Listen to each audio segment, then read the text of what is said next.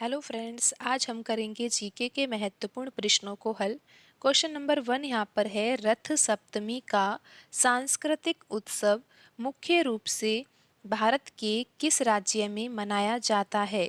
रथ सप्तमी का सांस्कृतिक उत्सव मुख्य रूप से भारत के किस राज्य में मनाया जाता है?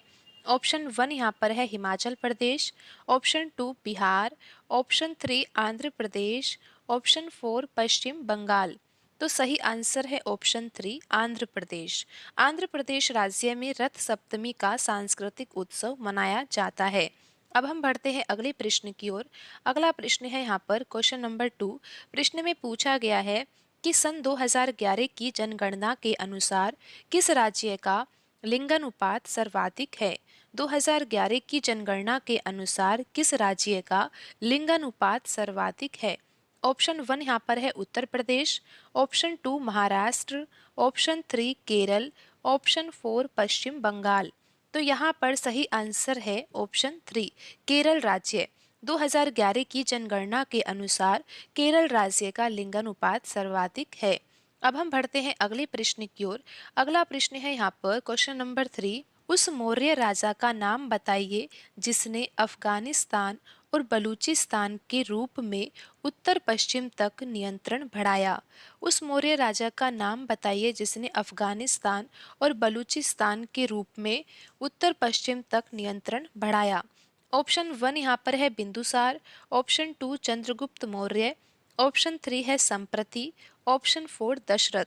तो यहाँ पर सही आंसर है ऑप्शन 2 चंद्रगुप्त मौर्य। अब हम बढ़ते हैं अगले प्रश्न की ओर। अगला प्रश्न है यहाँ पर क्वेश्चन नंबर 4। प्रश्न में पूछा गया है कि नाटक मृच्छकटिक की रचना किसने की थी? नाटक मृच्छकटिक की रचना किसने की थी? तो यहाँ पर सही आंसर है ऑप्शन 4 शूद्रक। शूद्रक ने नाटक मृच्छकटिक की रचना की थी। अब हम बढ़ते हैं अगले प्रश्न की ओर। अगला प्रश्न है यहाँ पर क्वेश्चन नंबर 5। प्रश्न में पूछा गया है कि नलवाड़ी मेला किस भारतीय राज्य में आयोजित किया जाता है? नलवाड़ी मेला किस भारतीय राज्य में आयोजित किया जाता है? ऑप्शन 1 यहाँ पर है Uttar Pradesh, option 2 Punjab, option 3 Haryana, option 4 Himachal Pradesh. तो यहाँ पर सही आंसर है ऑप्शन 4 हिमाचल प्रदेश। हिमाचल प्रदेश में नलवाड़ी मेला आयोजित किया जाता है। अब हम बढ़ते हैं अगले प्रश्न की ओर। अगला प्रश्न है यहाँ पर question number 6। The test of my life from cricket to cancer and back. The test of my life from cricket to cancer and back किस प्रसिद्ध भारतीय क्रिकेटर की आत्मकथा है?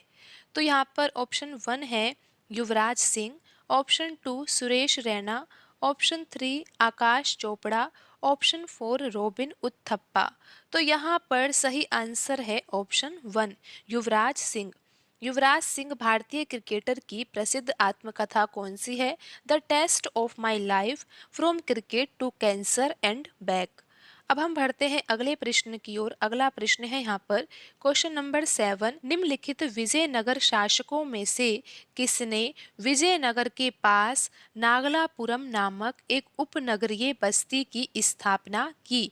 निम्नलिखित विजयनगर शासकों में से किसने विजयनगर के पास नागलापुरम नामक एक उपनगरीय बस्ती की स्थापना की? यहाँ पर सही आंसर है ऑप्शन 2 कृष्णदेव राय।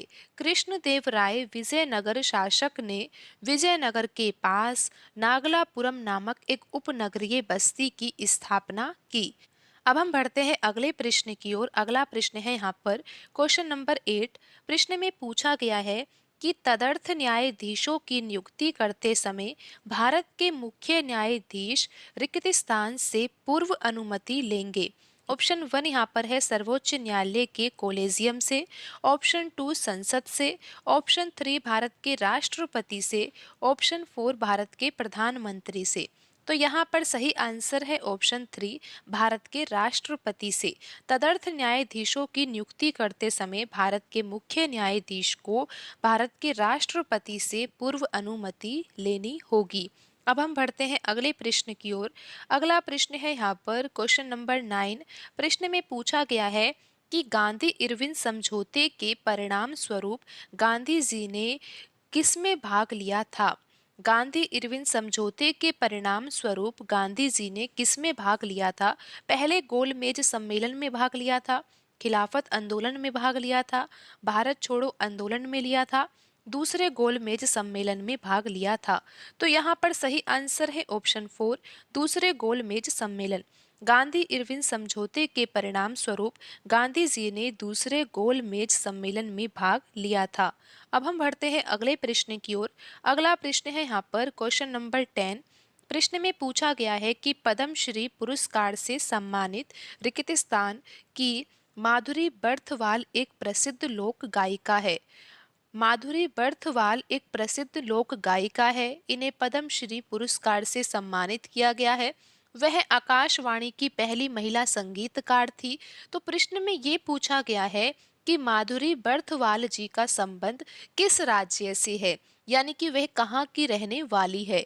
तो यहाँ पर ऑप्शन 1 है हरियाणा, ऑप्शन 2 है पंजाब, ऑप्शन 3 उत्तराखंड, ऑप्शन 4 उत्तर प्रदेश। यहाँ पर सही आंसर है ऑप्शन 3 उत्तराखंड। पद्मश्री पुरस्कार से सम्मानित उत्तराखंड की माधुरी बर्थवाल एक प्रसिद्ध लोक गायिका है। वह आकाशवाणी की पहली महिला संगीतकार थी। तो आज की वीडियो में इतना ही। मिलते हैं अगली वीडियो में। धन्यवाद।